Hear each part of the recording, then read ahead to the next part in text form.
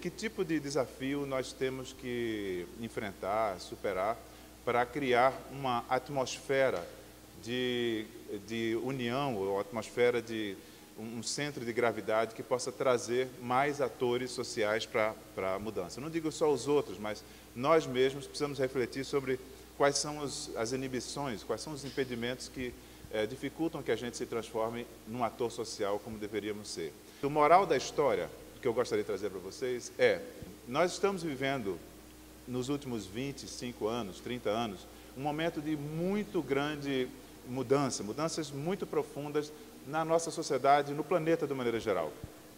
O Brasil não foge a essa regra.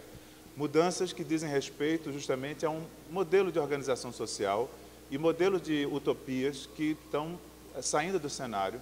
E nós vivemos hoje uma espécie de interregnum, um momento de transição. Isto é, os nossos modelos ideais passados parece que feneceram e nós ainda não temos grandes utopias, horizontes sociais. E como bem disse o Gilberto, a gente tende hoje a desacreditar. Se há um sentimento mais generalizado hoje em dia, é o de descrença, de desânimo, um sentimento meio pervasivo de impotência. Não é à toa, mas isso eu vou deixar para o debate, se for o caso, que isso se reflete até mesmo na maneira de a gente sofrer. Não é à toa que a depressão é a doença mental que mais ataca a sociedade atual. A depressão como um sintoma social é a expressão de uma sociedade que faz com que a gente se sinta impotente, sem futuro e sem ânimo para mudar a realidade que nos cerca. Uma das coisas que a gente pode verificar nesses últimos tempos é essa combinação de transformação sociopolítica muito grande nas últimas décadas. Nós estamos vivendo o fim de um grande ciclo na história do planeta. 200 anos, desde a Revolução Francesa e Americana, em que a política dominou a cultura, onde se criou a ideia de utopia social, onde se criou a ideia de socialismo, de transformação radical, a ideia de democracia, a ideia de direitos individuais. Nada disso existia como realidade antes do século XVIII. Anteontem, praticamente, há 200 anos. Pois bem, isso permitiu que, no final do século passado, se acabassem as grandes colônias, que ainda existiam, se acabasse com muitos dos entraves às mulheres, aos negros, aos homossexuais. Então, todo o florescimento de muita coisa positiva é o resultado de 200 anos em que nós nos acostumamos a nos pensar como atores da nossa vida individual e coletiva. É essa ideia da revolução pessoal e coletiva que governou o imaginário em que a gente surgia como pessoas. A gente bebia desse imaginário, de modo que a gente se sentia, de alguma maneira, agente da nossa própria história individual e agente da história do Brasil e do mundo mesmo. Bom, isso mudou drasticamente a partir de 89, que é a queda do Muro de Berlim, que é uma espécie de marco simbólico. Por quê? Porque em 89 começou a acabar a ideia de que o mundo se dividia entre dois grandes horizontes, dois grandes ideais. Isso acabou. Hoje em dia é como se a máquina do mercado, a economia, tivesse vencido e tivesse deixado a política, no sentido de P maiúsculo, não é a política parlamentar, mas a política como ação humana para construir a realidade, tivesse se tornado cada vez menos convidativa. A gente descrê cada vez mais da política em geral e de nós como sujeitos políticos. Isso se refletiu no campo da política mundial com o surgimento de um novo império romano, mais ou menos, né? Onde Roma está em Washington agora.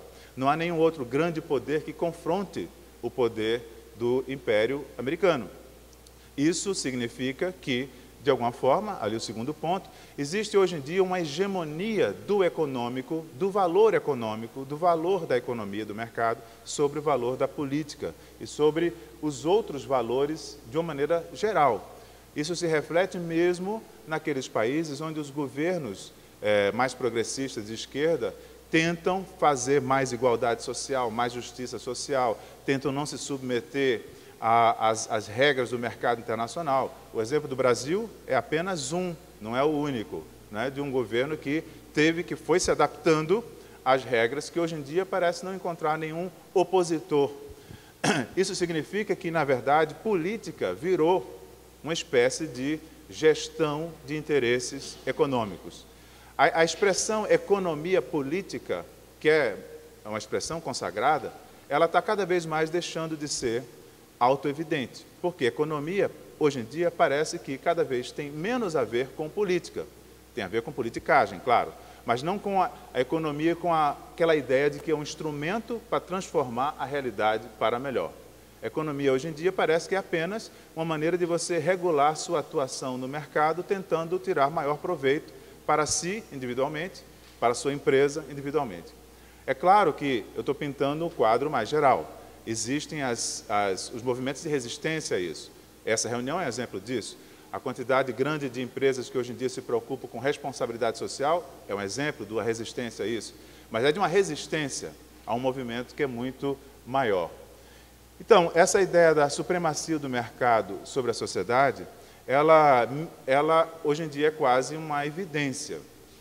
A ideia de que, é uma outra frase que eu sempre digo, a ideia de que uma coisa possa ter valor e não ter preço, é uma frase que praticamente as pessoas hoje em dia têm dificuldade de entender o que é que significa isso. Uma coisa tem valor e não tem preço.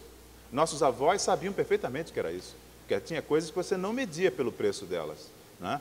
Honra, a palavra de alguém, compromisso, lealdade e muitas outras coisas tinham certos símbolos coletivos, tinham um valor e não estava em questão o preço disso.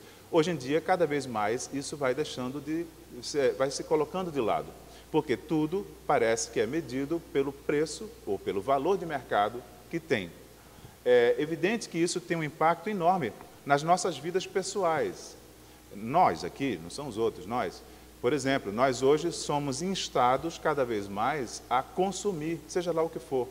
A própria produção dos bens é feita para que a gente o tempo todo esteja consumindo, de tudo.